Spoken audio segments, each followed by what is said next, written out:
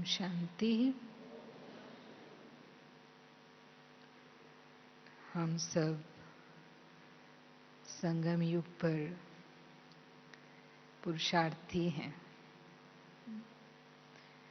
संपूर्ण बनने का, बाप समान बनने का हम बच्चे पुरुषार्थ कर रहे हैं। और बाबा कहता है कि समय प्रमाण पुरुषार्थ की गति तीव्र होनी चाहिए। अगर तीव्र गति होगी तो ही समय पर हम अपनी मंजिल पर पहुंच सकेंगे। नहीं तो फिर आज की मुरली में भी था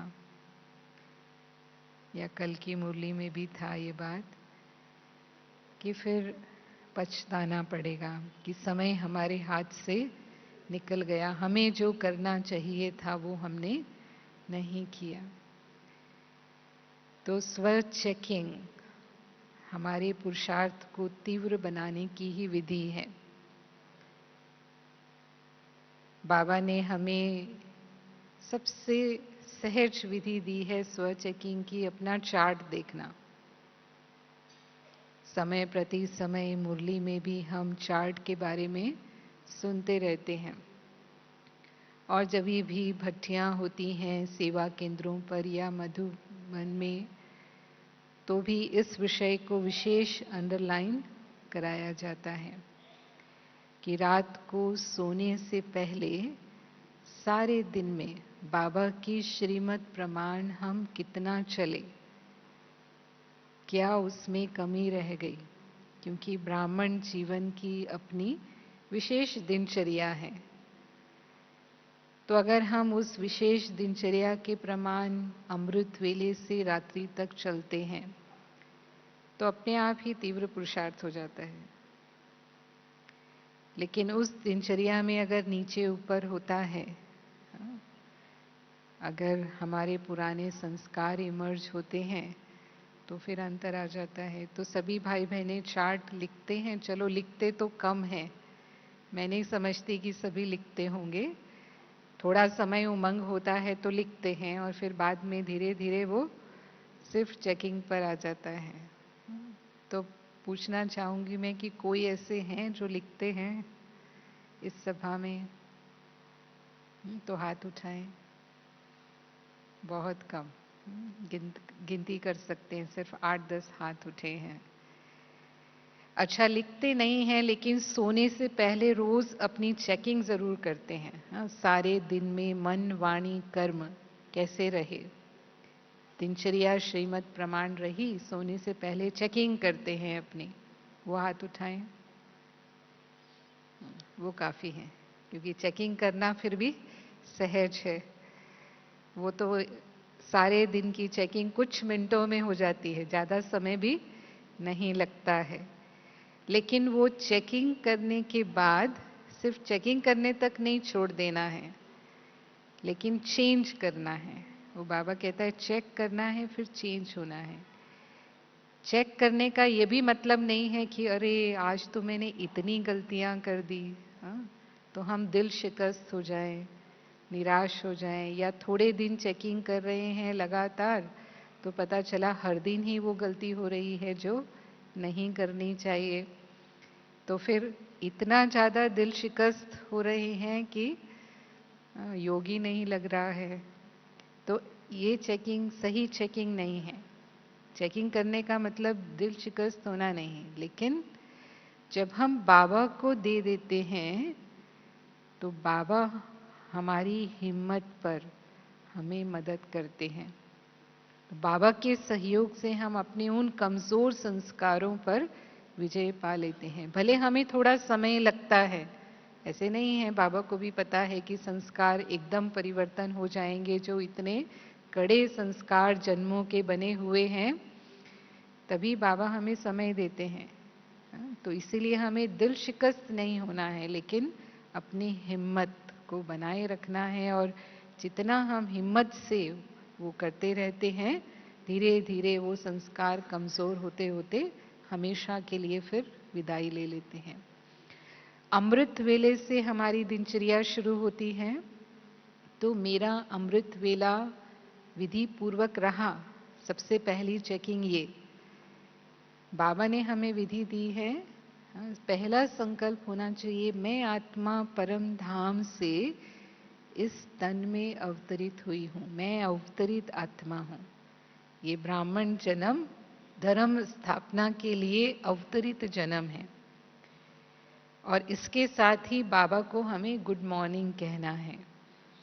बाबा को गुड मॉर्निंग किया, फिर बाबा के प्यार का हम अनुभव करें। अमृत वेले जो बाबा का स्नेह अनुभव होता है, जो प्यार के सागर का स्वरूप होता है, जो बाबा के वरदानों का स्वरूप होता है, वो सारा दिन में फिर हम अनुभव नहीं कर पाते। लेकिन यहाँ पर जैसे आज की मुरली में भी था, माया किसमें सबसे ज्यादा विघ्न डालती है? याद की यात्रा में ही माया की युद्ध चलती है, लड़ाई चलती है।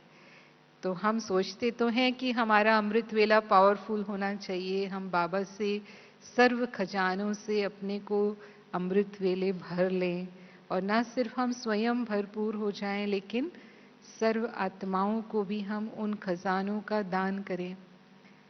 लेकिन माया का भी सबसे पावरफुल समय वही होता है।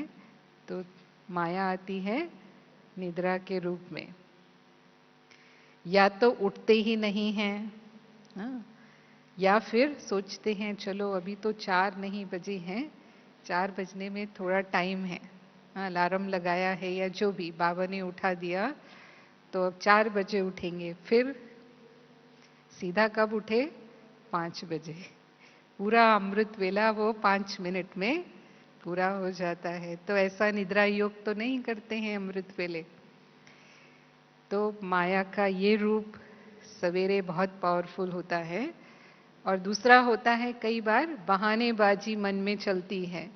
रात को बहुत थके हुए थे, बहुत देर से सोए, रात को नींद ही नहीं आई, इतनी देर से नींद आई, सिर में दर्द हो रहा था, मतलब जो भी शरीर के प्रॉब्लम्स या शरीर में दर्द था, तो सुबह उठने में वो संकल्प सबसे पहले आ जाएंगे, माया उस रूप में आएगी। हाँ, आज ऐसा था इसलिए आप समझ गए, हंसते हैं कई भाई बहने। हाँ, आज सो जाते हैं, कल से अमृत वेला हम करेंगे। तो ये चेकिंग बहुत जरूरी है। इस रूप में हमें अमृत वेले कमजोर तो नहीं बना देती। बाबा ने कहा है कि अमृत वेले आत्मा अपनी संपन्न स्थिति का अनुभव करे, अपने अनादि स्वरूप का अनुभव करे। अनादि स्वरूप शुद्ध है, पवित्र है, सर्वशक्ति संपन्न है, और जो बाबा के गुण हैं, शांति का सागर है बाबा, आनंद का सागर है, सर्वशक्तिवान है, वो स्वयं अनुभव करते हुए हम अन्य सभी आत्माओं के प्रति भी वो वाइब्रेशन फैलाएं, वातावरण। और वो अमृत वेले का समय प्रकृति भी हमें सहयोग देती है, क्योंकि प्रकृति भी सात्विक स्थिति में होती है। तो जो भी हम अनुभव करना चाहें बाबा से हम सहज अनुभव कर सकते हैं, समय का वरदान है। तो उस तरह से मेरा अमृत वेला सफल हुआ। फिर अमृत वेले के बाद हम बाबा से मुरली सुनते हैं। तो ब्राह्मणों का नियम है रोज मुरली जो प्रातः काल की चलती है, वो मुरली नियम पूर्वक क्लास में आकर के, सेवा केंद्र पर क्लास में आकर के हमें सुनना है। तो हम सेवा केंद्र में क्लास पर आकर मुरली सुनते हैं, तो उसकी जो प्राप्ति है, उसकी जो अनुभूति है, क्योंकि सेवा केंद्र का वातावरण जो होता है वो हमें एकाग्रता में भी मदद करता है, और संगठन का भी उसमें सहयोग होता है। लेकिन यहाँ भी माया आ सकती है। आज तो बहुत साधन उपलब्ध हैं, आप कहीं भी मुरली सुन सकते हैं, टीवी पर भी मुरली सुन सकते हैं आप, इंटरनेट पर आ जाती है मुरली, आजकल व्हाट्सएप चलता है उस पर मुरली आ जाती है, उसमें भी मुरली सुन सकते हैं। सेंटर पर जाने की सुबह सुबह क्या ज़रूरत है। हाँ, आजकल तो ठंडी के दिन हैं, वैसे भी ठंड में बाहर निकलना थोड़ा मुश्किल लगता है। तो इस रूप में कहीं माया पढ़ाई के समय हमारे सामने तो नहीं आती है। फिर जिस विधि पूर्वक हमें मुरली सुननी चाहिए, स्वयं भगवान हमें परम धाम से पढ़ाने आते हैं। कोई गुरु संत महात्मा नहीं पढ़ा रहे, कोई रिवाजी आत्मा हमें नहीं पढ़ा रही है। कौन पढ़ा रहा है? और उस पढ़ाई की वैल्यू कितनी बड़ी है। बाबा ने कहा एक एक ज्ञान रतन लाखों रुपए का है। आज भी बाबा ने कहा था विरला कोई ये व्यापार करे। दुनिया जो कमाई करती है वो है कौड़ियों के पीछे। आज की मुरली में बाबा ने ये बात कही, ये हीरे समान हमारा जन्म है और ये व्यापार हमें करना है, कौड़ियों के पीछे हमें इसे नहीं गंवाना है ना। तो यहाँ हम किस चीज को महत्व देते हैं? बाबा की पढ़ाई को हम इतना महत्व देते हैं कि ये हमारी अविनाशी कमाई है। Knowledge is source of income, बाबा ने कहा है। या उसको साधारण समझ लेते हैं। बाबा तो मुरली में काफी बातें तो वो ही कहते हैं ना। ठीक है, एक आधी कोई पॉइंट नहीं होती है। हमने बहुत बाबा का ज्ञान समझ लिया है, सारी बातें तो समझ में आ गई हैं। अब रोज मुरली सुनने की क्या जरूरत है? हाँ, ये माया की प्रवेशता इस रूप में होती है। तो दुनिया में भी जो लोग भक्ति पूजा पाठ करते हैं ना, वो भी नियम पूर्वक करते हैं। चाहे वो रोज वही प्रार्थना करते हैं, उनकी जो स्तुति होती है, हनुमान चालीसा पढ़ेंगे या जो भी करेंगे, पाठ करेंगे, वो रोज वही पाठ करेंगे, लेकिन नियम होता है, जरूर करेंगे। भले ही बाबा की मुरली वो होती है, लेकिन पूरी की पूरी वैसी नहीं होती है, रिपीट नहीं होती है। बाबा की मुरली में हर रोज कोई ना कोई ऐसी नई रियलाइजेशन की पॉइंट होती है हमारे लिए। और उस स्मृति से, उस विधि पूर्वक हम सुनते हैं तो वैसा का वैसा सारे दिन के कार्य व्यवहार में हमें उसे लाना सहज होता है। फिर केवल मुरली सुनना नहीं है, बाबा कहता है उसका मनन चिंतन भी होना चाहिए, उसकी गहराई में जाना चाहिए। बाबा ने ये बात कही, इसका कोई राज है। और अगर मैंने उसको रिपीट किया है, जब तक मैंने उसको रिवाइज नहीं किया तब तक वो ज्ञान मेरा अपना होगा ही नहीं। गाय जुगाली करती हैं तो उस भोजन को वो पचाती है। तो ज्ञान को बार बार स्मृति में लाना, बाबा ने जो कहा, तो उस ज्ञान को अपना बनाना।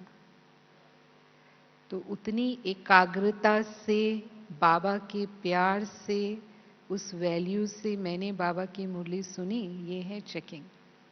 अगर इसमें कहीं कमी हुई, हाँ, अब बुद्धि क्या होता है मुरली के समय, चलो नियम है, नियम तो पूरा करेंगे ही। कुछ भाई बहने हाँ हमारे जरूर मुरली में बिल्कुल पक्के होते हैं, चाहे कुछ हो जाए मुरली मिस नहीं करेंगे, सेंटर पर जरूर आएंगे। हाँ, जैसे नेमीनाथ बाबा कहते हैं ना, जरूर हैं हम, लेकिन मुरली कैसे सुनते हैं? आधी सुनी, आधा कहीं कहीं बुद्धि गई। कभी बच्चों में बुद्धि गई, कभी ऑफिस में बुद्धि गई, कभी बिजनेस में बुद्धि गई। माताएं हैं तो खाना क्या पकेगा आज, उसमें बुद्धि गई। जो भी हर एक का जो काम होता है उसमें थोड़ा समय बुद्धि जाती है। थोड़ा समय बाबा की मुरली सुनी, फिर थोड़ा समय बुद्धि उसमें गई, फिर सारी मुरली पूरी हो गई। फिर उसी समय किसी ने पूछा आज बाबा ने क्या कहा, हाँ गेट के बाहर निकले मानो उन्होंने नहीं सुनी। तो बहुत जोर देना पड़ता है दिमाग पर, याद नहीं आती है। क्यों? पूरी एकाग्रता से सुनी ही नहीं तो मुरली कैसे याद रहेगी? मुरली मिस हो जाती है हमसे। फिर सारे दिन के कार्य व्यवहार में जब मुरली याद ही नहीं है, स्मृति में ही नहीं है, तो आप उसे ला पाएंगे? जैसी स्मृति वैसी स्थिति बनती है, बिना स्मृति के स्थिति बन ही नहीं सकती है। और कईयों के साथ ऐसा होता है कि 2 घंटा तो चार्ज हो जाते हैं, मुरली सुनते हैं, हाँ बिल्कुल पावरफुल स्थिति रहती है, लेकिन जैसे ही कारोबार में आते हैं तो कर्म कॉन्शियस हो जाते हैं और वो जो पावर भरी वो धीरे धीरे खत्म होती है और फिर अपने पुराने स्वरूप में जो देह अभिमान का स्वरूप होता है वो इमर्ज होने लग जाता है। तो यहाँ भी स्व की चेकिंग चाहिए कि जब हम कार्य व्यवहार में आते हैं सारा दिन, तो मेरी कॉन्शियसनेस क्या रहती है। आज का दिन आपका कौन सा दिन है? आत्मिक स्मृति का दिन है ना। आत्मा के गुणों का अनुभव करना है, आज के दिन आत्मा अनुभूति करनी है। तो बाबा ने हमें ये बहुत अंडरलाइन कराया है कि कर्म करते हुए भी बीच बीच में अशरीरी स्थिति का अभ्यास करते रहो और कर्म योगी बनकर के कर्म करो। दूसरों के साथ संपर्क में भी जब आते हैं तो उन्हें भी आत्मिक स्वरूप से देखो, आत्मिक स्वरूप से उनके साथ कार्य व्यवहार में आओ। आत्मा भाई भाई हैं। ये अव्यक्त भाव हर एक आत्मा के प्रति रहना चाहिए, व्यक्त भाव से नहीं, लेकिन रूहानियत की स्थिति वाला मेरा कार्य व्यवहार। यही तो उनमें और हम ब्राह्मण आत्माओं में अंतर है। नहीं तो हम भी अज्ञानियों जैसे हो जाते हैं उनके साथ मिलकर, क्योंकि जब भी हम कार्य व्यवहार में बाहर जाते हैं तो बहुत अज्ञानियों से हमारा संबंध संपर्क होता है। तो मेरी दृष्टि वृत्ति उन आत्माओं के साथ कार्य व्यवहार के समय कैसी होती है। कल की मुरली भी थी हमारी, बाबा की अव्यक्त मुरली जो थी, पवित्रता की स्थिति क्या है? मनसा में आत्मिक भाई भाई की स्मृति हो और वाणी में मधुरता हो और कर्मणा में सदा नम्रता हो, निमित्त भाव और नम्रता हो। तो मेरे कार्य व्यवहार में वो रहा, या मुझे देह अभिमान आ गया मैं तो फलाना हूँ, हाँ मैं अफसर हूँ, या जो भी हम हैं, हाँ मैं इंचार्ज हूँ, या मैं जो भी हमारी हम जिन भी संपत्ति के मालिक हैं वो संपत्ति का भान है मुझे, या मैं ज्ञानी हूँ। कई प्रकार के देह अभिमान होते हैं जो दिन भर में हमारे इमर्ज हो सकते हैं। मैं एक विशेष आत्मा हूँ, ये विशेषताएं मेरे अंदर हैं जो भी। तो अगर हम बॉडी कॉन्शियस हो जाते हैं और दूसरों को भी यदि हम बॉडी के रूप में ही फिर देखने लगते हैं और वैसा ही व्यवहार करने लगते हैं, तो फिर माया चांस लेती है। अगर आप सोल कॉन्शियस होकर के आत्मिक स्थिति से अपना कार्य व्यवहार करते हैं तो बाबा साथ रहता है। बाबा के श्रीमत अनुसार मेरी दिनचर्या चल रही है और हमें महसूस होता है कि करन करावनहार बाबा हैं। हम तो सिर्फ निमित्त मात्र कर रहे हैं, मेरे तो सिर्फ हाथ चल रहे हैं, लेकिन करा कौन रहा है? बाबा करा रहा है। बहुत हल्कापन रहेगा, कोई भी जिम्मेवारी का काम हमारा होगा, कर्म योगी हैं तो बहुत हल्कापन रहेगा।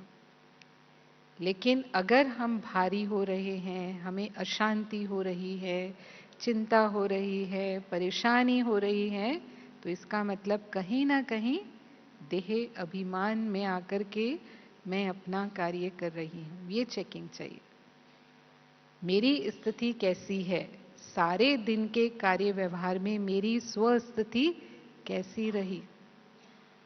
क्या मेरी स्थिति बहुत हलचल में आ जाती है, जल्दी हलचल में आ जाती है, या अचल रहती है? अब परिस्थितियां तो ऊपर नीचे होंगी ही, क्योंकि जैसे वातावरण में आज हम रह रहे हैं मेरे अनुकूल होंगी परिस्थितियां सारी, जैसा हम चाहते हैं वैसी होंगी? नहीं होंगी।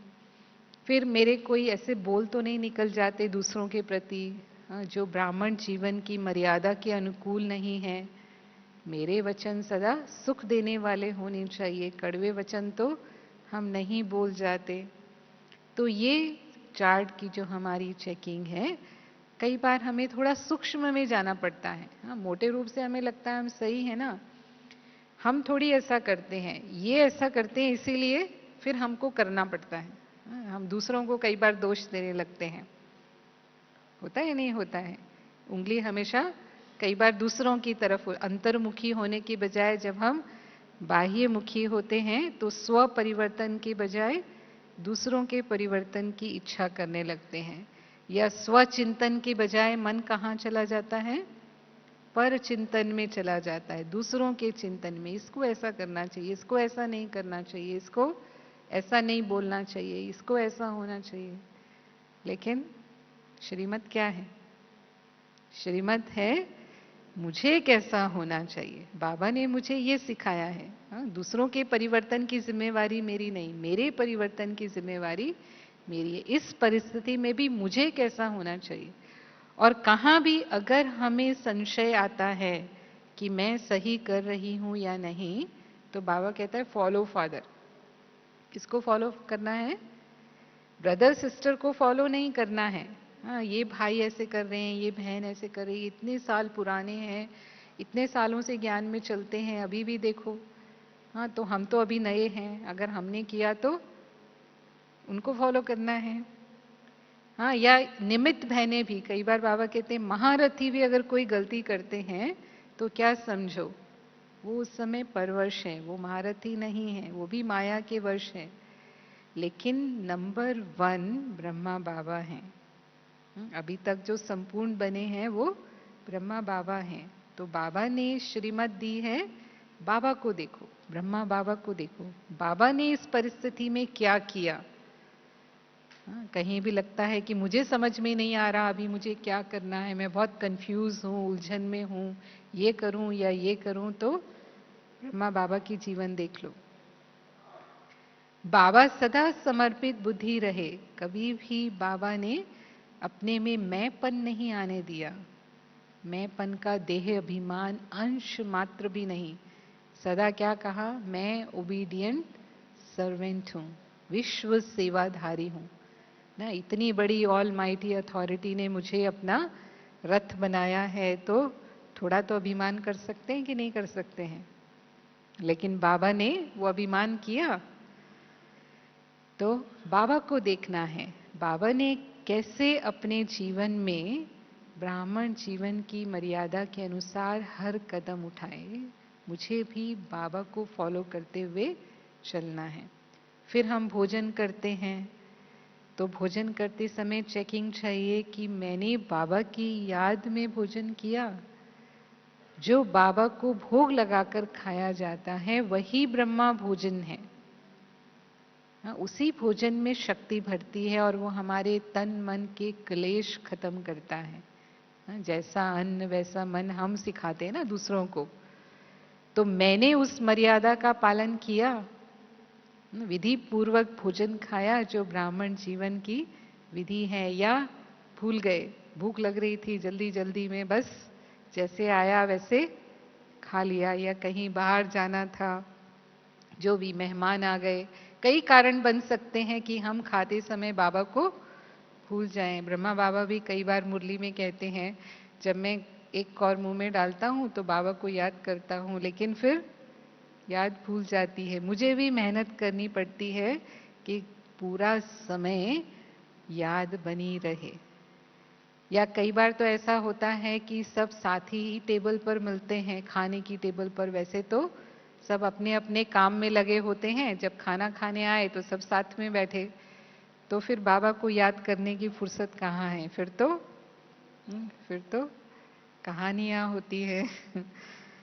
तो नहीं, बाबा की याद में मुझे भोजन करना बहुत जरूरी है। उतना ही बात करें, उससे ज्यादा कोई भी व्यर्थ बातचीत हम खाने की टेबल पर नहीं करें। तो ब्रह्मा भोजन हम रोज करते हैं, तो भी उससे बहुत शक्ति मिल जाती है हमें। और फिर रात को सोने की बाद, सोने की जो विधि है उस विधि प्रमाण ही हम सोते हैं। कई भाई बहनें कहते हैं कि रात को नींद ही नहीं आती है। हाँ, तो बाबा कहता है नींद क्यों नहीं आती है? सारे दिन की चिंताएं उस समय बिस्तर पर जाकर करना शुरू कर देते हैं। इस विधि से सोना है, हाँ, या बाबा की याद में सोना है, बाबा के याद की गोदी में सोना है। तो बाबा को अपना चार्ट दे करके पूरे दिन का चार्ट मैंने चेक किया। और फिर जैसे ब्रह्मा बाबा अपनी कर्मेंद्रियों का दरबार लगाते थे, सुना होगा। बाबा हमेशा अपने मन बुद्धि संस्कार, हाँ, ये आत्मा राजा है, ये जो कर्मेंद्रियां हैं कर्मचारी हैं। तो क्या आज सारे कर्मचारियों ने ऑर्डर प्रमाण काम किया? हाँ, तो स्थूल तो छोड़ो, लेकिन सबसे बड़ा, हाँ, सबसे बड़ा हम किसको कहते हैं? चंचल है वो हमारा मन है। तो मन कंट्रोल में रहा या व्यर्थ संकल्पों में मन चला गया? छोटी छोटी बातों में बहुत व्यर्थ संकल्प मेरे चले, अशांति कहाँ अनुभव होती है? हाँ? मन में ही तो अनुभव होती है ना। तो क्या मैंने फुल स्टॉप लगाया? और जिस विधि से फुल स्टॉप लगाना चाहिए मैं लगा पाई? हाँ, या फुल स्टॉप लगाना चाहते थे लेकिन फिर भी मन क्वेश्चन मार्क्स में चला गया। व्यर्थ संकल्प खत्म ही नहीं होते हैं। और ज्यादा बड़ी बातें नहीं होती हैं ना व्यर्थ संकल्प और नेगेटिव संकल्प लाने वाली। बहुत छोटी छोटी बातें होती हैं। तो सबसे ज्यादा महीन चेकिंग हमारे मन की चाहिए। और बाबा कहता है अगर अभी से बहुत काल का अभ्यास होगा तभी वो अंत में काम आएगा। नहीं तो अंत में जब विनाश का समय होगा और सारी परिस्थितियां खींचने वाली होंगी, उस समय एक बाबा दूसरा ना कोई, मन इसमें टिक जाए। आज की मुरली में भी ये बात बाबा ने कही। सिर्फ एक बाबा से ही प्यार हो और कोई नहीं, दूसरा कोई नहीं। बाबा ने कहा आज की मुरली में ये प्यार आशिक माशुक जैसा है। तो जो सच्चा प्यार होता है, तो मन उसी को ही याद करेगा, दूसरे को याद नहीं करेगा। तो 8 रतन ही हैं जो बाबा से ऐसा सच्चा प्यार करते हैं। और फिर बाबा ने कहा 108 रतन, ये था ना आज की मुरली में।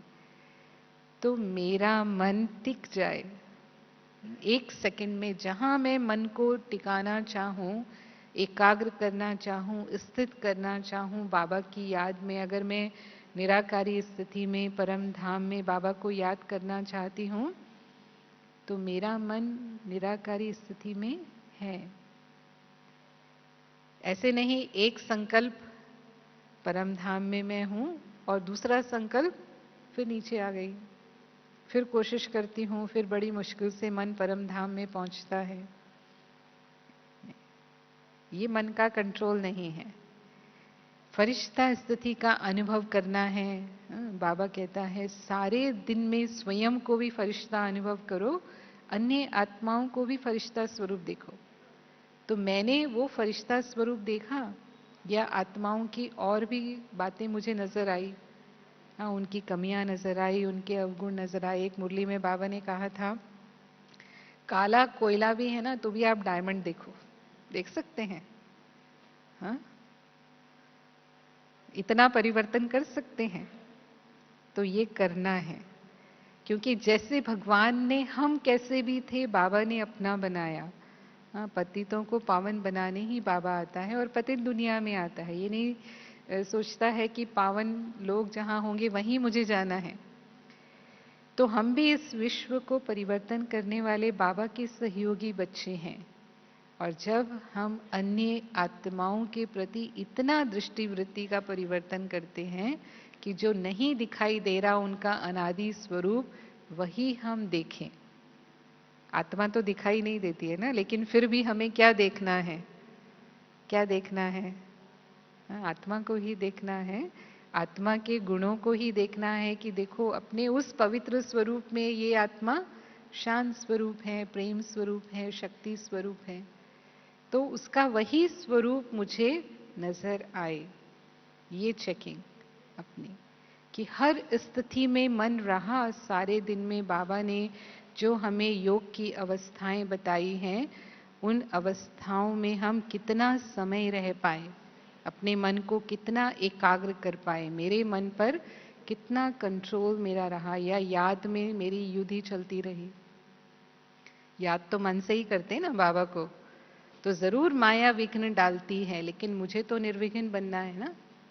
मेरी याद बाबा के साथ अटूट, एकरस और निरंतर बनती जाए, ये मेरा पुरुषार्थ है। ऐसे नहीं कि पहले मेरा योग बहुत अच्छा था, जब हम ज्ञान में आए तब तो बाबा से बहुत प्यार का अनुभव होता था, बहुत अच्छा बाबा से 1 मिनट में योग लग जाता था। लेकिन अब पता नहीं क्या हो गया है, अब तो योग लगता ही नहीं है। लगाने की कोशिश करते हैं तो भी योग नहीं लगता है।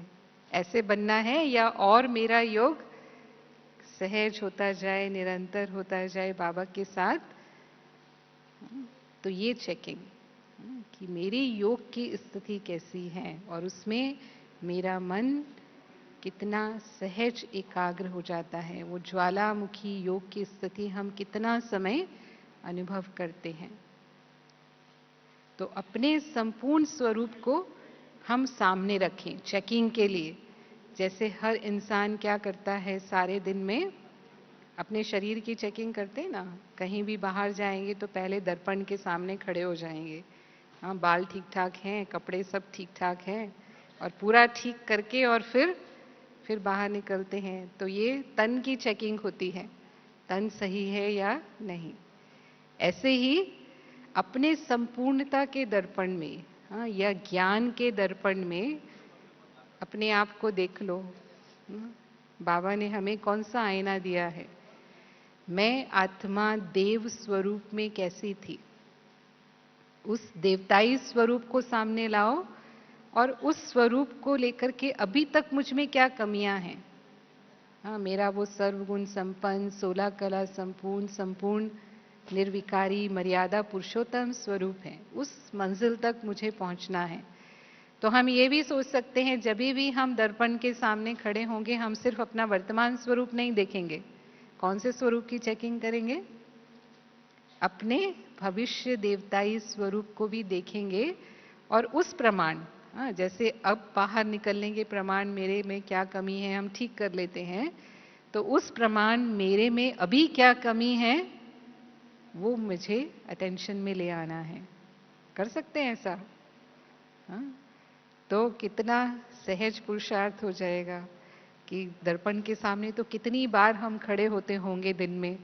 हाँ, उतनी बार ही मैंने अपने भविष्य स्वरूप को देख लिया। बाबा कहते हैं दिन में कम से कम 8 बार अपने पांचों स्वरूपों का अभ्यास करो। हाँ, चलो 8 बार नहीं, 4 बार भी हमने किया तो मेरी स्थिति कैसी होगी?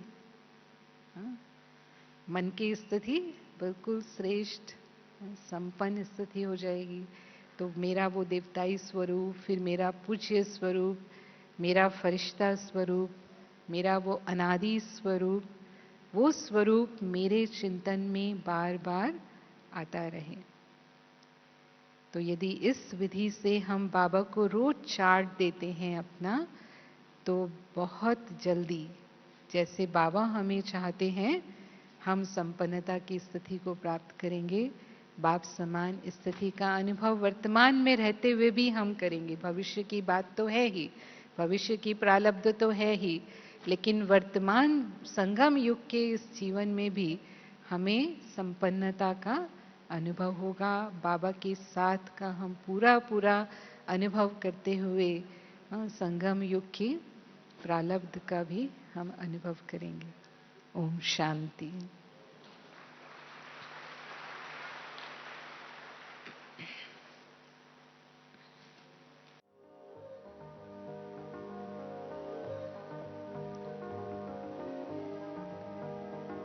अभी अपने आप को अपने आत्मिक स्वरूप में अनुभव करते हुए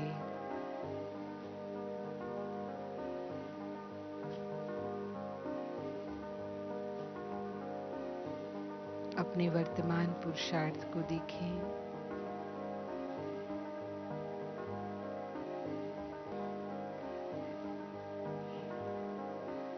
मेरा जीवन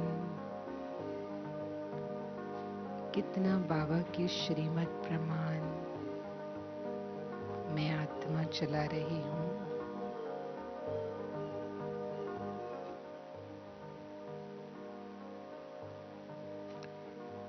कौन कौन से ऐसे अभी भी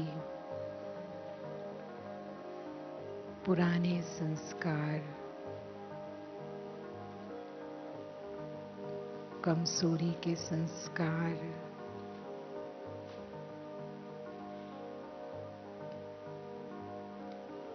आलस्य या अलबेलेपन के संस्कार,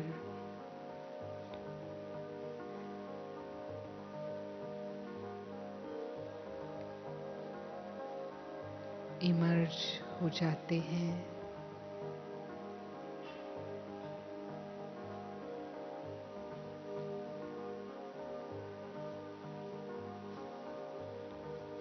सबसे पहले अपने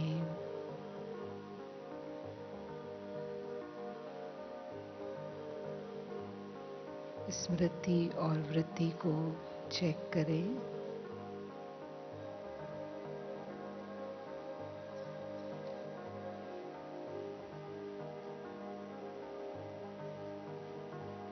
मेरी स्मृति, मेरी भावनाएं सभी आत्माओं के प्रति शुभ भावना है।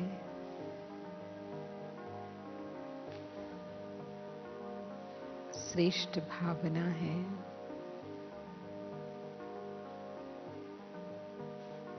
या कभी कभी मेरी भावनाएं बदल जाती हैं।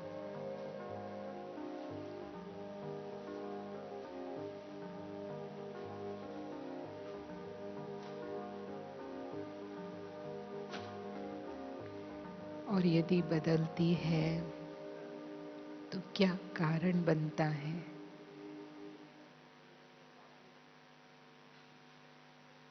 अपने आप को देखिए, किस आत्मा के प्रति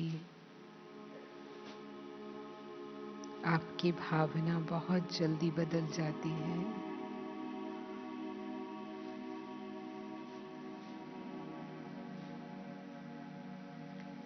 जरूर कोई हिसाब किताब हो सकता है, लेकिन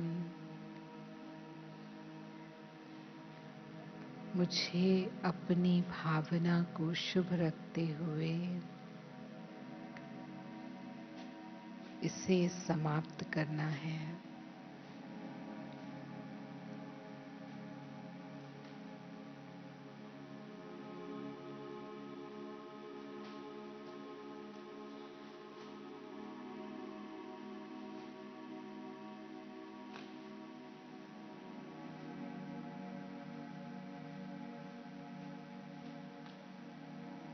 मेरी वृत्ति दृष्टि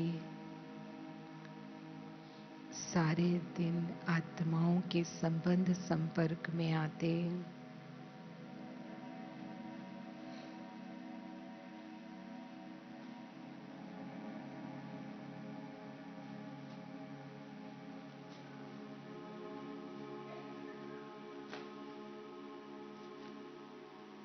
कहीं चेंज तो नहीं होती है। वृत्ति चंचल तो नहीं होती।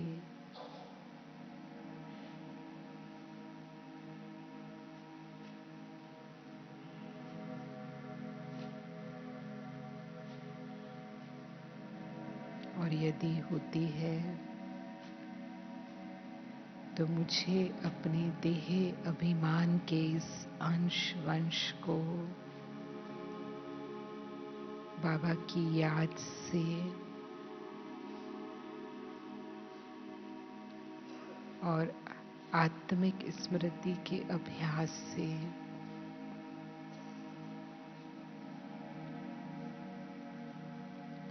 अपने अनादि पवित्र स्वरूप के अनुभव से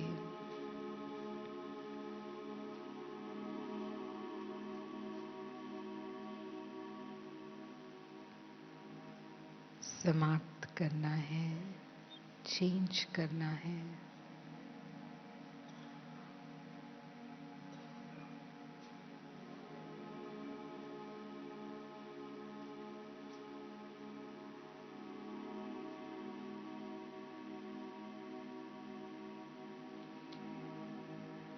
चेकिंग करें अपनी वाणी की। बाबा की श्रीमत है, कम बोलो, धीरे बोलो, मीठा बोलो।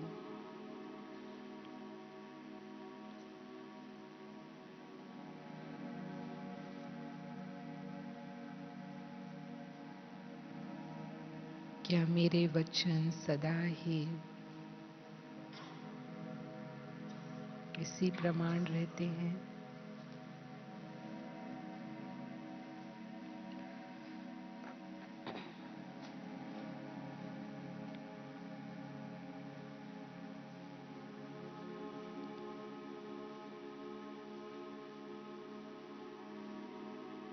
देखिए अपने आप को,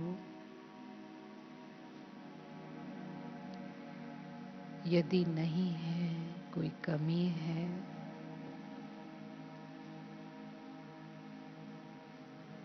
तो मुझे अटेंशन देना है।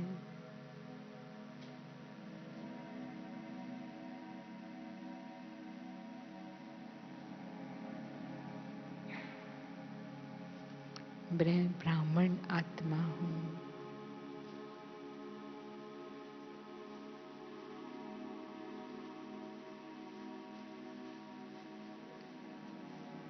मुझे ब्राह्मण कुल का नाम बाला करना है, बाबा को प्रत्यक्ष करना है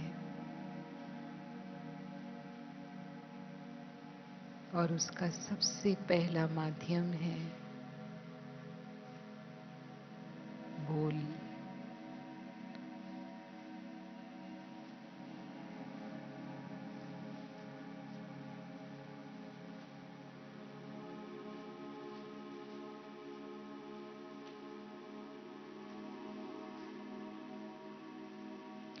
मेरे बोल सदा सबको सुख देने वाले हों,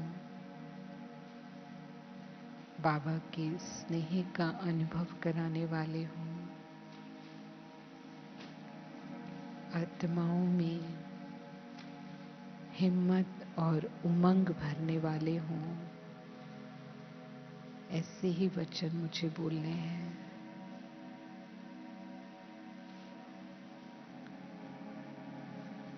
अगर गलती से कोई ऐसे बोल निकल जाते हैं तो हम उनसे क्षमा मांग लें।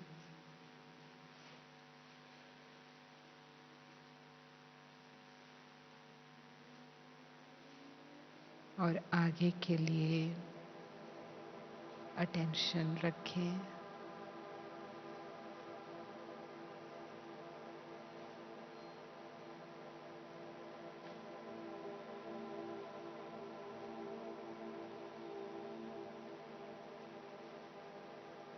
अपनी दिनचर्या देखें, कहीं मन आलस्य के वश तो नहीं हो जाता है।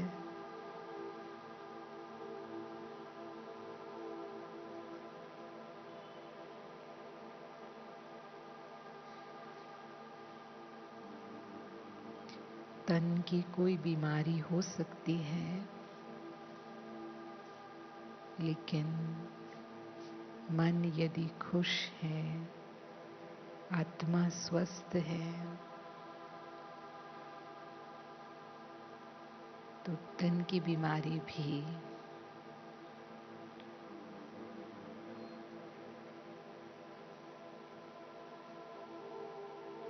विघ्न रूप नहीं है। बलिहारी मेरे इस अंतिम जन्म के इस शरीर की है, जिसने बाबा से मिलने लायक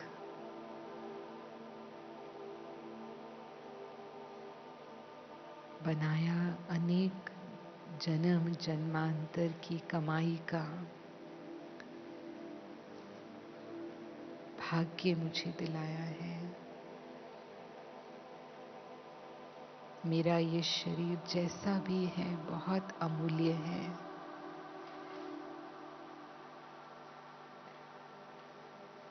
और मुझे अपने तन के कारण कभी भी अलबेला नहीं होना है। इस तन को भी प्यार से चलाना है।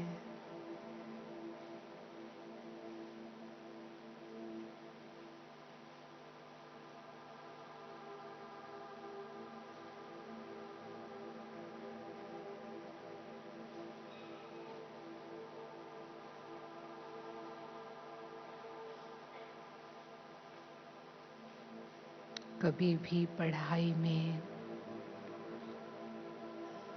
मैं बहाना तो नहीं देती हूँ।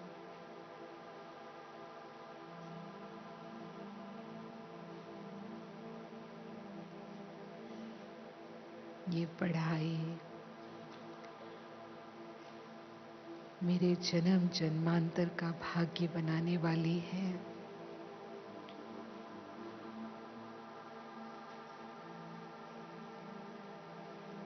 और स्वयं भगवान मेरे टीचर हैं। पूरे कल्प में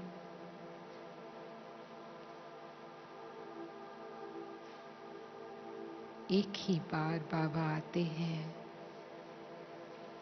और हमें इतना ऊंच और श्रेष्ठ बनाते हैं।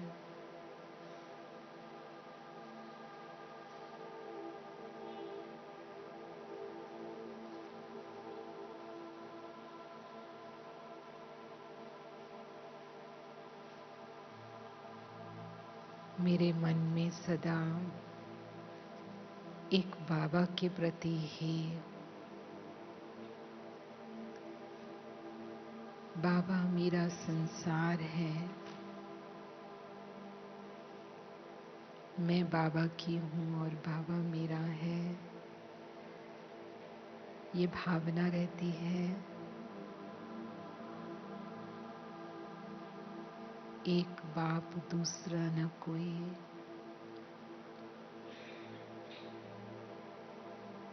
सर्व संबंधों का अनुभव मैं बाबा के साथ करती हूँ।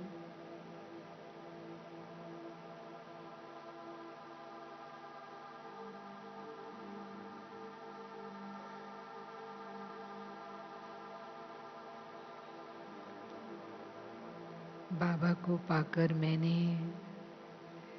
सब कुछ पा लिया है। क्या मुझे ये अनुभव होता है या मेरी बुद्धि व्यक्ति वस्तुओं के आकर्षण में अभी भी जाती है?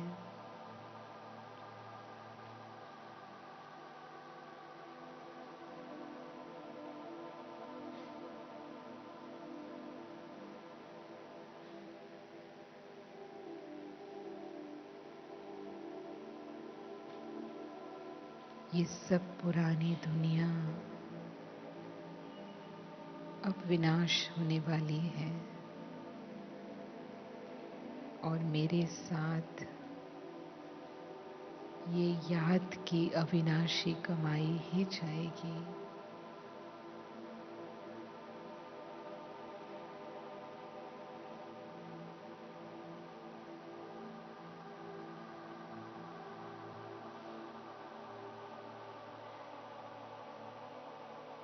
ऐसा अनुभव बाबा के साथ सदा मेरा रहे।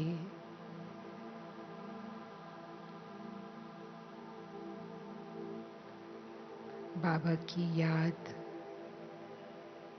बहुत सहज और शक्तिशाली स्थिति का अनुभव मुझे कराती रहे।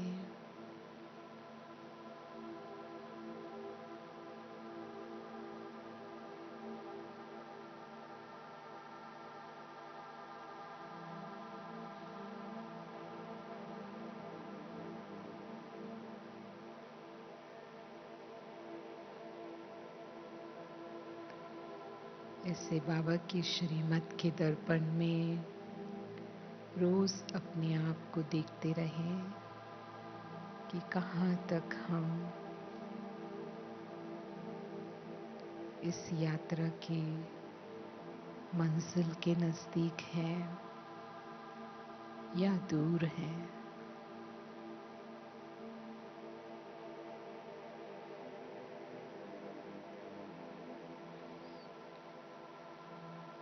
ओम शांति।